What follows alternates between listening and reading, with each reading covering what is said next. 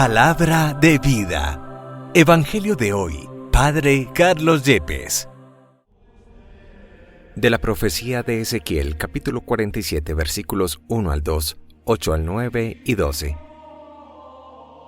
En aquellos tiempos, un hombre me llevó a la entrada del templo. Por debajo del umbral manaba agua hacia el oriente, pues el templo miraba hacia el oriente, y el agua bajaba por el lado derecho del templo al sur del altar. Luego me hizo salir por el pórtico del norte y dar la vuelta hasta el pórtico que mira hacia el oriente, y el agua corría por el lado derecho.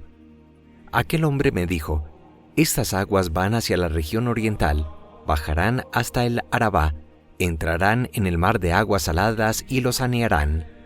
Todo ser viviente que se mueva por donde pasa el torrente vivirá. Habrá peces en abundancia, porque los lugares a donde lleguen estas aguas quedarán saneados, y por donde quiera que el torrente pase, prosperará la vida. En ambas márgenes del torrente crecerán árboles frutales de toda especie, de follaje perenne e inagotables frutos. Darán frutos nuevos cada mes, porque los riegan las aguas que manan del santuario. Sus frutos servirán de alimento, y sus hojas de medicina. Palabra de Dios, te alabamos, Señor. Salmo 46. El correr de las acequias alegra la ciudad de Dios, el Altísimo consagra su morada. Dios es nuestro refugio y nuestra fuerza, poderoso defensor en el peligro. Por eso no tememos aunque tiemble la tierra, y los montes se desplomen en el mar. El correr de las acequias alegra la ciudad de Dios, el Altísimo consagra su morada. El correr de las acequias alegra la ciudad de Dios, el Altísimo consagra su morada. Teniendo a Dios en medio no vacila. Dios la socorre al despuntar la aurora. El correr de las acequias alegra la ciudad de Dios, el Altísimo consagra su morada. El Señor de los ejércitos está con nosotros, nuestro alcázar es el Dios de Jacob. Venid a ver las obras del Señor, las maravillas que hace en la tierra. Pone fin a la guerra hasta el extremo del orbe. El correr de las acequias alegra la ciudad de Dios, el Altísimo consagra su morada. De la primera carta del apóstol San Pablo a los Corintios, capítulo 3, versículos 9c al 11, 16 al 17. Hermanos, sois edificio de Dios, conforme al don que Dios me ha dado. Yo, como hábil arquitecto, coloqué el cimiento, otro levanta el edificio. Mire cada uno cómo construye. Nadie puede poner otro cimiento fuera del ya puesto, que es Jesucristo. ¿No sabéis que sois templo de Dios y que el Espíritu de Dios habita en vosotros? Si alguno destruye el templo de Dios, Dios lo destruirá a él, porque el templo de Dios es santo. Ese templo sois vosotros. Palabra de Dios. Te alabamos, Señor. Del Santo Evangelio según San Juan, capítulo 2, versículos 13 al 22. Se acercaba la Pascua de los judíos y Jesús subió a Jerusalén. Y encontró en el templo a los vendedores de bueyes, ovejas y palomas, y a los cambistas sentados.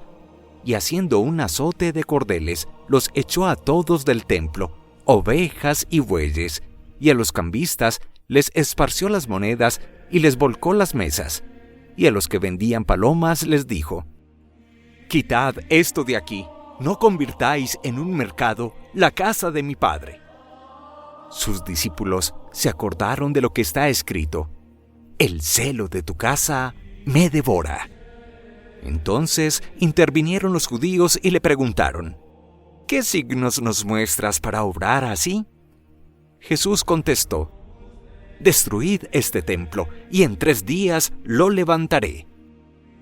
Los judíos replicaron: 46 años ha costado construir este templo, ¿y tú lo vas a levantar en 3 días? Pero él hablaba del templo de su cuerpo. Y cuando resucitó de entre los muertos, los discípulos se acordaron de que lo había dicho, y dieron fe a la Escritura y a la palabra que había dicho Jesús. Palabra del Señor. Gloria a ti, Señor Jesús. En este día en que celebramos también con el carácter de fiesta litúrgica la dedicación de la Basílica de Letrán, casa oficial de los papas, basílica dedicada a Cristo Salvador y a Juan el Bautista, recordemos la importancia del templo para el mundo judío. El templo de Jerusalén, el templo de Herodes el Grande, era la gloria máxima del judaísmo. Era el centro de la unidad del pueblo judío y era el lugar o casa de Dios, desde donde los ritos y sacrificios que hacían los judíos se alababa y se honraba a Dios. El Evangelio de este día, tomado de San Juan en el capítulo 2, nos muestra cómo se acercaba la Pascua de los judíos, la fiesta más importante para ellos, que conmemoraba la liberación del pueblo hebreo de más de 400 años de esclavitud, oprobio y humillaciones a mano de uno de los grandes imperios en el mundo antiguo, el imperio egipcio. Jesús, entrando en el templo y viendo los vendedores de animales que se ofrecían para el sacrificio y a los cambistas de moneda extranjera por moneda local para hacer las compras respectivas, nos dice que haciendo un azote de cuerdas, los expulsó a todos del templo, incluyendo ovejas y bueyes, y aquellos que tenían mesas con monedas para el cambio, tumbó las mesas, esparció las monedas y les decía: quiten todo esto de aquí, no conviertan en un mercado la casa de mi Padre. Reconocemos la profunda fidelidad y el gran celo que tenía Jesús por la casa del Padre Dios. Y aunque algunos judíos se atrevieron a cuestionar este acto con autoridad de Jesús, Él les dirá, cuando le preguntan qué signo nos muestras para obrar así, les dirá: destruyan este templo y lo levantaré en 3 días. Y ellos se escandalizan pensando que durante 46 años, desde años atrás, habían construido el templo y en solo 3 días lo puede levantar. Pero nos dirá el evangelista Juan de manera figurada que Jesús hablaba del templo de su propio cuerpo y su resurrección al 3er día. De este episodio de la expulsión de los mercaderes del templo, que es la única acción violenta de Jesús documentada por los evangelios, podemos aprender 4 grandes enseñanzas para nuestra vida. La primera: en el mundo de hoy no convirtamos el templo ni la fe cristiana en un mercado o en objeto de comercio. Tendremos que decir que hay personas, desafortunadamente, ministros dentro de la iglesia, que comercian con lo sagrado más allá de precios para la natural manutención de los ministros, olvidan la gratuidad de la vida divina que ella comunica. El estipendio sí, el abuso de un estipendio no, tratándose de misas exequiales, matrimoniales y demás. No podemos tampoco reducir la fe a un comercio de imágenes religiosas de temporada. No podemos simplemente buscar la añadidura y no el reino de Dios, que el orden es al contrario. Busca primero el reino de Dios y su justicia, y todo lo demás vendrá por añadidura. Pero podemos también, sobre esta primera enseñanza de no convertir la fe cristiana en un comercio, ni el templo de Dios en un mercado, no volvamos la relación con Dios en nuestra oración personal, un doy para que me des, cumplo una promesa, hago una donación para alcanzar un determinado favor o bendición divinas. La lógica de Dios no la podemos entender sino desde la gratuidad, y cuando Él ve en nuestro corazón limpieza, sinceridad y amor verdadero, Él gratuita y generosamente nos va a bendecir en nuestra vida. Dios, que nos sondea, nos conoce más profundamente que nosotros mismos, entenderá cuando lo buscamos de manera interesada, conveniente, y mercadeamos la fe y le decimos: hago este donativo, apoyo esta obra social, doy este diezmo, pero necesito que me ayudes en este negocio, que saque adelante esta empresa, que me bendigas en esta situación particular. Finalmente, sobre esa primera enseñanza, a veces somos muy dados a pedir la intercesión, permítame la expresión, del santo de moda, del santo más taquillero, olvidando que no se trata de nadie más que Jesucristo, que es el gran mediador entre el Padre Dios y nosotros. En Jesucristo y por la intercesión de la Santísima Virgen María alcanzaremos toda bendición de Dios, pero a veces queremos comerciar la fe acudiendo, lo repito, a aquel que llamamos el santo más milagroso, el santo más taquillero, el santo de moda. ¿No es esa una fe madura? ¿No es esa una fe que entienda el valor del amor de Dios, que es totalmente gratuito y generoso y que no se puede comprar con favores o con algunas intercesiones cuando nos conviene, mirando al santo como un fetiche o un amuleto en nuestra vida? Pero hay una segunda enseñanza de la lectura de hoy, y es descubrir cómo el celo por la casa de Dios devora a Jesús.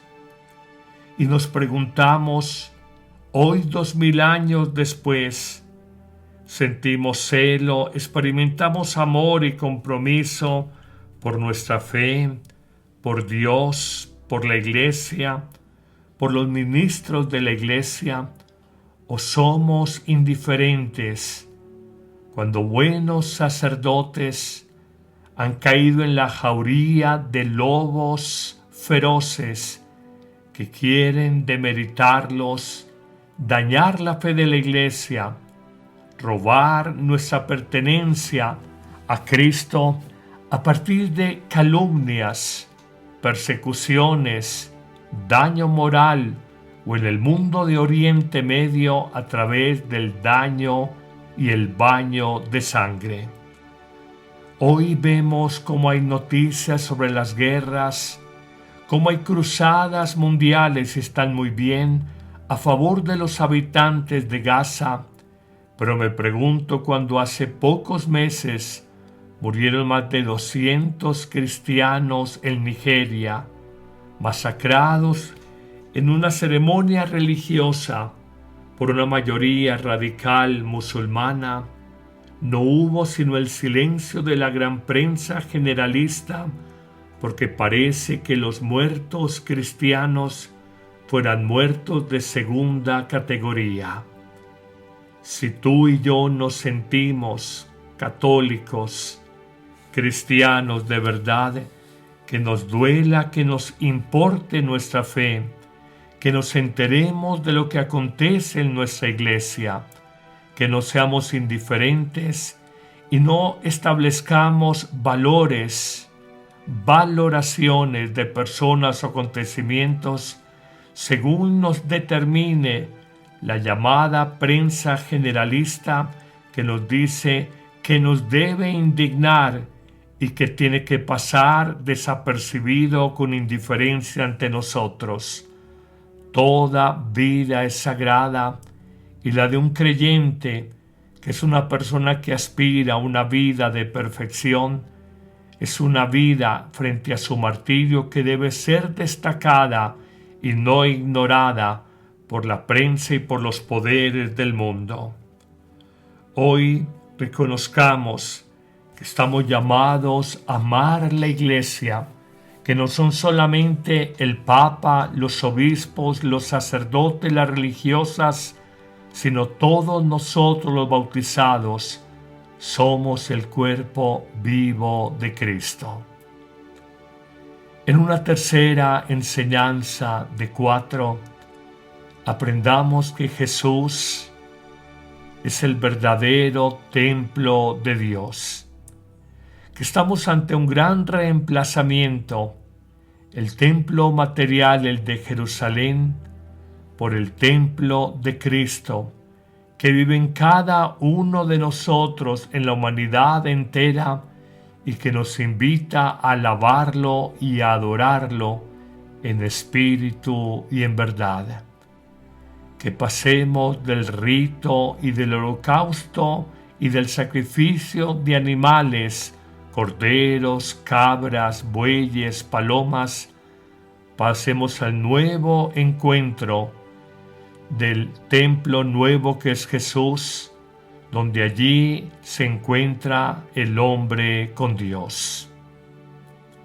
Hoy reconoce también la verdad de esta segunda lectura de Pablo a los Corintios, cuando afirma de manera lúcida el apóstol: ustedes son el edificio de Dios, y pregunta con inquietud a los oyentes: ¿no saben que son templo de Dios y que el Espíritu de Dios habita en ustedes? Y lanzará esta advertencia: si alguno destruye el templo de Dios, Dios lo destruirá a él, porque el templo de Dios es santo y ese templo son ustedes. Y es aquí que viene la cuarta enseñanza. Tú y yo somos templo de Dios. Somos casa y morada del Espíritu Divino. Lo recuerda el Evangelio de hoy en la persona de Jesús, y lo recuerda esta segunda lectura de la primera carta de Pablo a los Corintios en el capítulo 3, versículo 16. Hoy pregúntate si cuidas tu cuerpo, si no lo intoxicas con drogas alucinógenas, si no lo expones a una sexualidad animalizada, si no permites que entre a él todo tipo de pasiones exacerbadas. Hoy cuánta cosificación del cuerpo humano en el llamado mundo de la pornografía. Cuántas personas comercian, venden la intimidad, la sacralidad, el respeto por su cuerpo a través de imágenes grabadas en teléfonos celulares, en relaciones de pareja, para luego mirarlas buscando excitaciones recíprocas y cambiando el sentido de una sexualidad humana de donación y de respeto por una sexualidad animalizada, simplemente de lujuria y de desbordamiento hasta el extremo del límite máximo de placer que podamos experimentar. ¿Qué no decir cuando hoy se ha animalizado el hombre y se ha humanizado al animal. ¿Quién no ha experimentado que muchos seres humanos, normalmente migrantes, pobres, los llamados habitantes de calle o en situación de calle, los animalizamos, los ignoramos, los despreciamos, y cada vez en las góndolas y en los espacios comerciales de los grandes supermercados hay más productos para las mascotas, hay clínicas psicológicas para las mascotas, hay EPS que lo entendemos muy bien en nuestro país, Colombia, para las mascotas, hay centros médicos para las mascotas, hay funerarias para las mascotas, y como el orden de la creación, cuando el hombre es la criatura más perfecta creada por Dios, con la dignidad altísima de Hijo de Dios, pasa a un segundo plano y humanizamos y casi que endiosamos nuestras mascotas. Ese hermano tuyo es templo de Dios, ese migrante, ese pobre que vive en la calle, más allá de su pelo andrajoso, de su ropa harapienta, es imagen de Dios y tiene la dignidad de Dios. Respétalo a Él, valóralo a Él y respeta también tu cuerpo personal. Que el Señor te bendiga en abundancia en este día, en el nombre del Padre y del Hijo y del Espíritu Santo. Amén. ¿Listo para un cambio? La app Amén Comunicaciones te abre las puertas a un mundo de fe y reflexión. Con un solo clic podrás acceder a misas, oraciones y contenido que nutre tu alma. Esta app es ligera y fácil de descargar en Android y Apple. El Padre Carlos Yepes te invita a unirte a esta comunidad de fe y esperanza.